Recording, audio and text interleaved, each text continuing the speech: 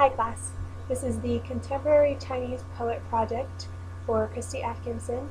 My chosen poet is Qing. Qing was born with the name Jiang Zhenhang, and he is also known by the pen names of Linbi, Pia, and Ejiao. He was born March 27, 1910, and he passed away on May 5, 1996. He was the son of a well-off farmer, so he was a commoner by birth, but because he was wealthy, he learned the Western languages while he was still young, and he was educated in France in the 1920s and early 1930s. He came back and was arrested in 1932 for politically opposing the Kuomintang party, and while in jail, he translated the poems of the Belgian poet Verhaeren, whom he found particularly inspirational, and he wrote his first book, Dayan River, My Wet Nurse, and 2 other works of poetry. He published all of these under pen names, and then after his release in 1938, he became the editor of a newspaper. In 1940, he became the dean of the Chinese department of Chongqing Yukai University. Then he moved to Yan'an and joined the Chinese Communist Party, which allowed him to take part in many cultural committees and to become the editor of several important magazines. Information regarding any of his marriages wasn't available, but most sources do include mention of his having one son in 1957 named Ah Weiwei, who also became a very famous artist and political activist. Qing was accused of rightism in 1958 and exiled to labor camps in northeast China. He was not allowed to publish his works during this time period until he was reinstated in 1979. He then published 3 books of poetry in quick succession. In the same year, he became vice chairman of the Chinese Writers Association, and he stayed there until his death in 1996. According to the Britannica Encyclopedia article about him, Qing was an advocate of free expression and the role of the writer as social critic, and he used simple language and a free style in creating his socially oriented poems. The first poem we're going to study is actually an excerpt from the first poetry book that he published, the Dayan River, My Wet Nurse. Dayan He, to make a living, after using up her milk to feed babies, started to work with her 2 arms that had carried me. With a smile, she washed our clothes. With a smile, she sliced frozen turnips. With a smile, she cleaned pigs' troughs. With a smile, she fanned the stove fire that stewed meat. With a smile, she went to the square with a basket to spread beans and wheat grains for sunshine. Dian He, to make a living, started to work with her 2 arms that had carried me. You can really see in this poem how Qing uses his poetry to both detail and give emotion to his depictions of everyday life and people. His poetry is supposed to have focused on the lives and dealings of the common people and criticized the social boundaries and government in this way. You can certainly see that in this poem. He's describing the woman who nursed him as a child, and the meager means that she has to support herself. Yet he also describes her as always being with a smile. This repetition serves a purpose. He's making a great point. Look at how little this woman has. She's used her body and worked every day of her life in countless ways just to make ends meet. And yet she does it all with a smile. She's sort of something to be admired and emulated. She's served others, she's beneath them, and she must work to make a living, yet she also seems to be happy, and she's blessed the lives of many others. Qing is very explicit in his descriptions of the work she must do. They're all very humble or demeaning tasks. They all take from her and give to others.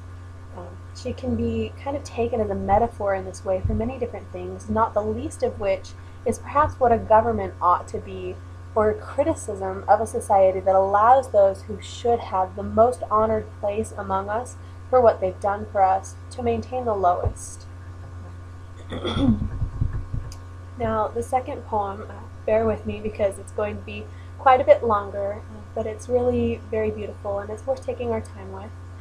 It's called Snow Falls on the Chinese Land. Snow falls on the Chinese land, cold blockades China. Like an old woman with many grievances, the wind closely follows behind, stretches out her claws, tugs at clothes of passing people. Her words as old as the earth, complaining, never ceasing. From the woods, driving their carts, come the peasants of China, wearing their fur caps, braving the snow. Where do they want to go? I tell you, I too am a descendant of peasants. From your carved face, so deeply etched with pain, I can understand so profoundly, the hard years of people living on the plains. No, I am not happier than you. Lying in the river of time, often the waves of woe have entirely submerged me. In wandering and in prison cells, I spent my very precious youth. My life, like yours, has been seared. Snow falls on the Chinese land, cold blockades China. Along the river in a snowy night, a small oil lamp drifts slowly in a decrepit boat with a black cover. Who sits there, facing the lamp and hanging her head? Oh, you, disheveled and dirty-faced young woman, is it that your warm house, a warm and happy nest, has been burnt out by the invader? Is it that on a night like this, you lost your husband's protection and in terror of death were tortured and humiliated by the enemy's bayonets? On such a cold night as this, numerous old mothers crouch in homes not theirs, like strangers, not knowing where tomorrow's wheels will take them. The roads of China are so rugged and muddy. Snow falls on the Chinese land, cold blockades China. Throughout the snowy plains in the long night, our lands bitten by the beacons of war. Countless toilers on the land have lost the cattle they fed, have lost their fertile fields, and are crowded together in the dirty lanes of despair. Facing the dark sky, the hungry land holds out shivering hands, begging for succor.